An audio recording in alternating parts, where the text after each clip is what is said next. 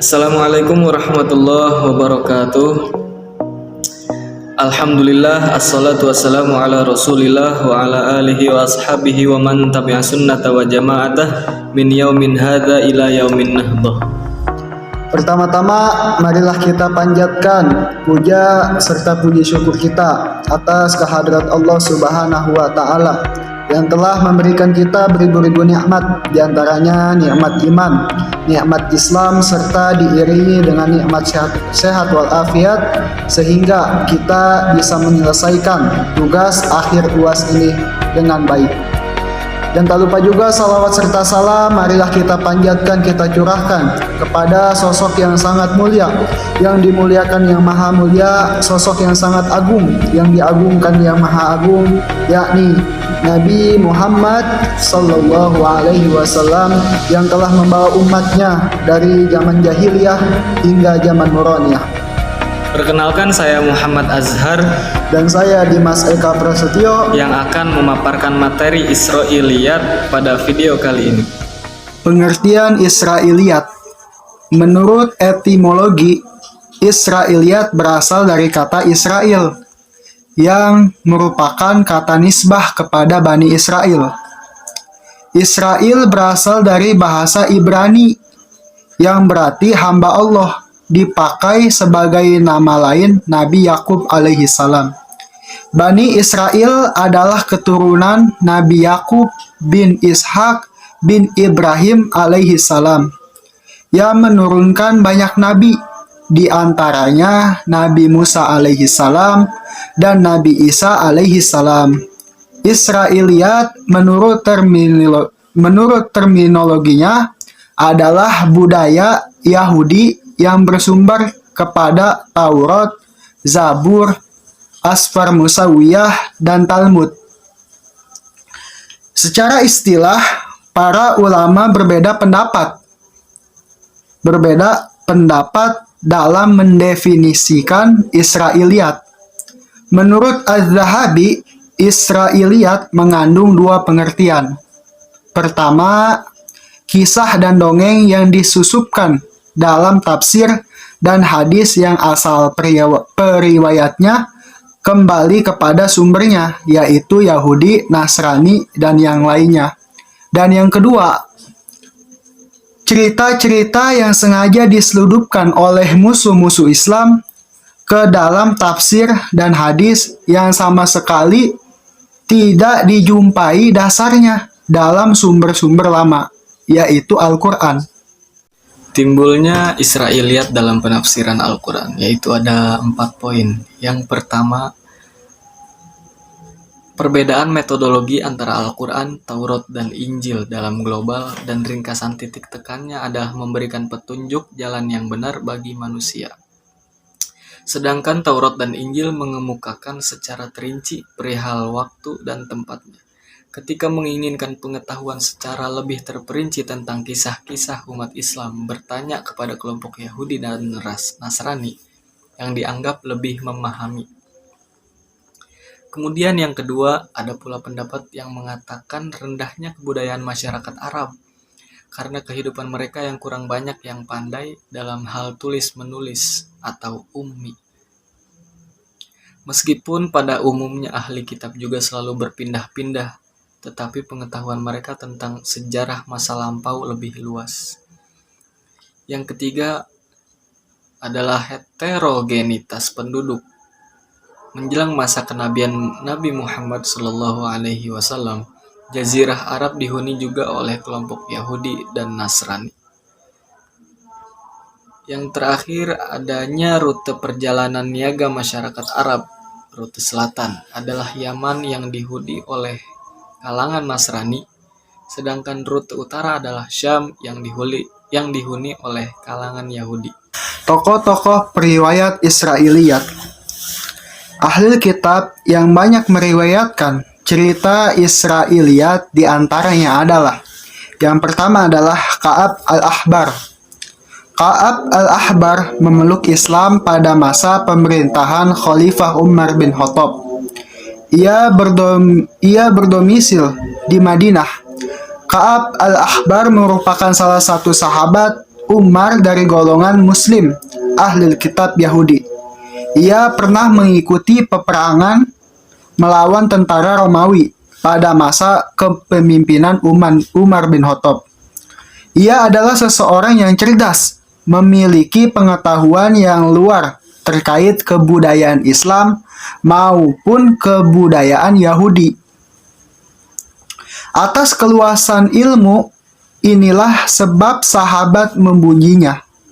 Contoh seperti Abu Darda yang mengatakan bahwa Ka'ab al-Ahbar adalah orang yang luas ilmunya.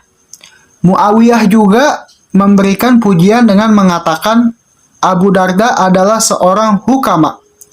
Al-Amr ibn al-As juga adalah seseorang hukama. Adapun Ka'ab al-Ahbar merupakan salah satu seorang ulama.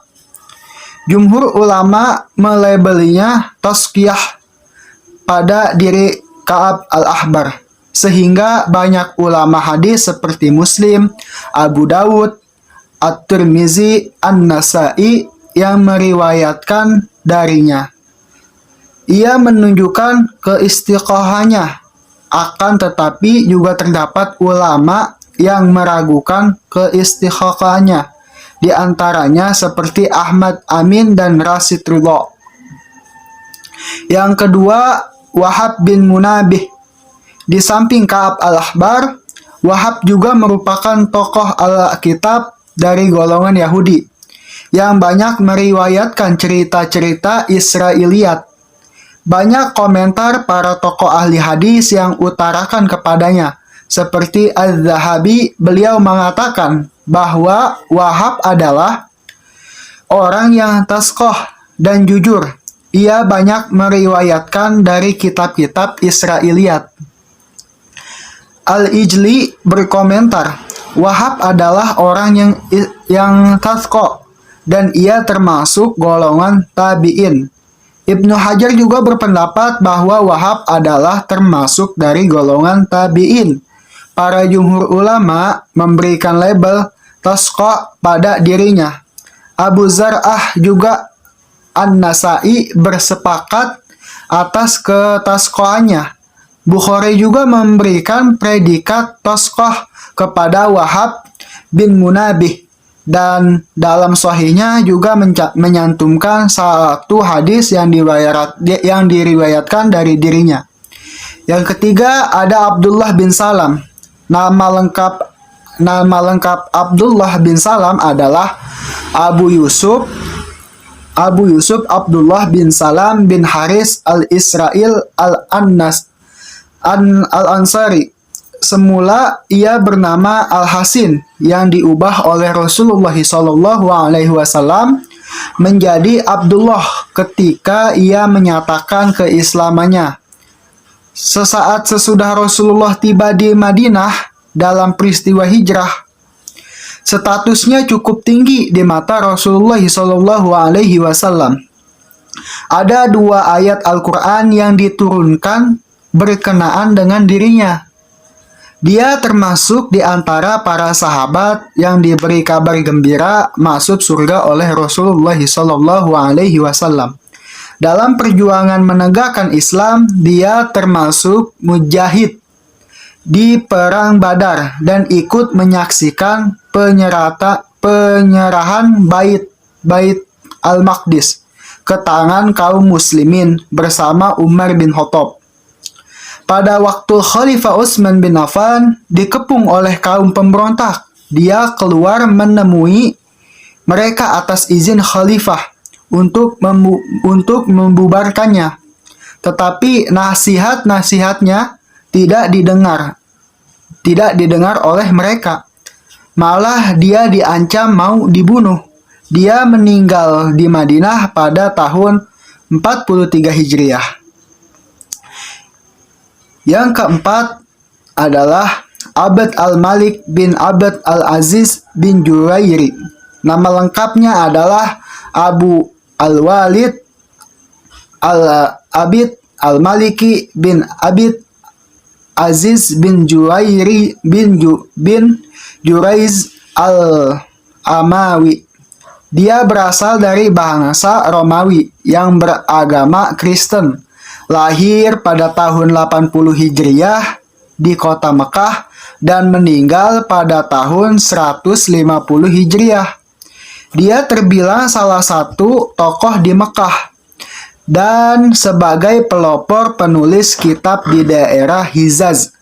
Sebagai seorang muhaddis, dia banyak meriwayatkan hadis dan ayahnya Atta bin Abi Rabbah, Zaid, Abis As-Salam, Az-Zuhri, dan lain-lainnya. Sedangkan hadis-hadisnya diriwayatkan kembali oleh kedua orang anaknya, yakni Abd al-Aziz dan Muhammad al-Uzaz al-Laits. Yahya bin Hambal yang menilai hadis-hadisnya banyak yang mengambil riwayatnya dari seseorang, sehingga Az-Zahabi memperingatkan para musaffirin supaya menghindari masuknya riwayat Ibn Juwairi ke dalam karyanya. Selanjutnya, identifikasi Israiliyah dalam beberapa kitab tafsir. Sebagaimana dinukil oleh Ibnu Qayyim al-Jauziyah dalam bukunya, mengklasifikasi beberapa kitab tafsir yang memunculkan kisah-kisah Israiliyah.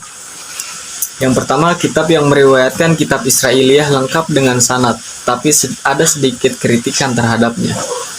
Kitab yang termasuk dalam klasifikasi ini adalah Tafsir At-Tabari yang berjudul Jami'ul Bayan fi Tafsiril Quran. Selanjutnya, kitab yang meriwayatkan Israiliyah lengkap dengan sanad, tapi kemudian menjelaskan kebatilan yang ada dalam sanad tersebut.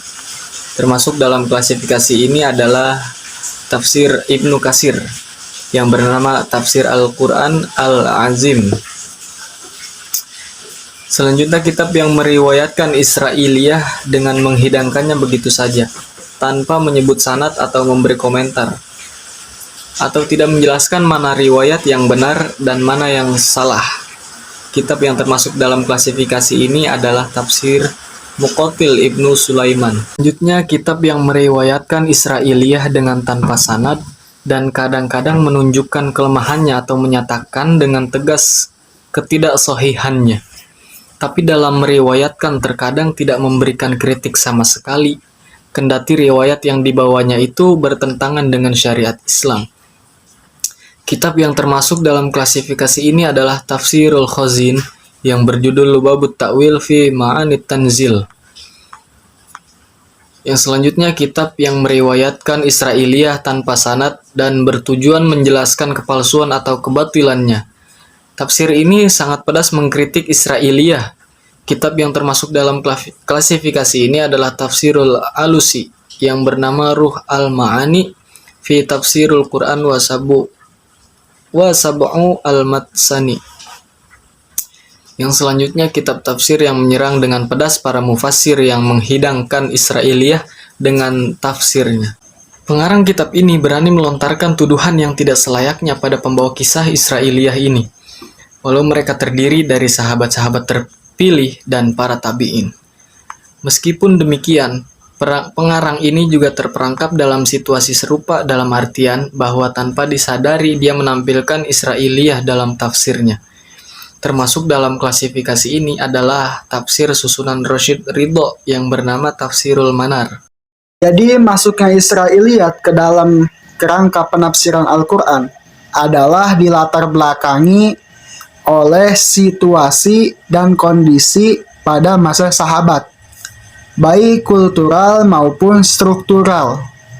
Sedangkan beberapa tokoh terkemuka Israiliyat, jika dilihat dari segi keadilan dan ketaskihan mereka, ada di antaranya yang tidak diragukan, ada yang sangat diragukan. Di samping ada yang bersifat kontroversial, berdasarkan konseptilasi di atas, para ahli tafsir tidak sepakat tentang sikap dan penilaian mereka terhadap Israiliyat. Di antaranya ada yang menolak sama sekali dan lebih banyak yang menerima secara selektif. Keberadaan Israiliyat dalam kitab-kitab tafsir Al-Quran sangat menurunkan derajat Al-Quran. Karena di dalamnya bercampur baur yang hak dengan yang batil, yang benar dengan yang bohong, yang ilmiah dengan dongeng semata. Bahkan kenyataan itu dapat membahayakan Islam itu sendiri dan merugikan dakwah Islam di abad modern ini. Di saat kemajuan ilmu dan teknologi makin pesat, demikian perlu diintensifikasikan penelitian ilmiah terhadap segala macam Israiliyat yang ada dalam kitab-kitab tafsir dengan mempergunakan kriteria yang disepakati bersama, sehingga Al-Quran dengan tafsirnya dapat dibersihkan dan noda Israiliyat yang ditinggalkan selama ini.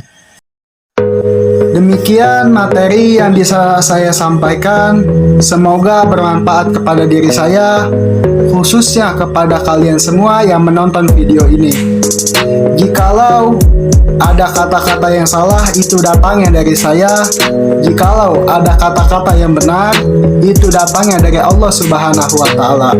Apabila kalian ingin mengkritik atau memberi saran, silahkan komentar komentar apa? Ingat, jangan lupa like, comment, and share video ini sebanyak-banyaknya.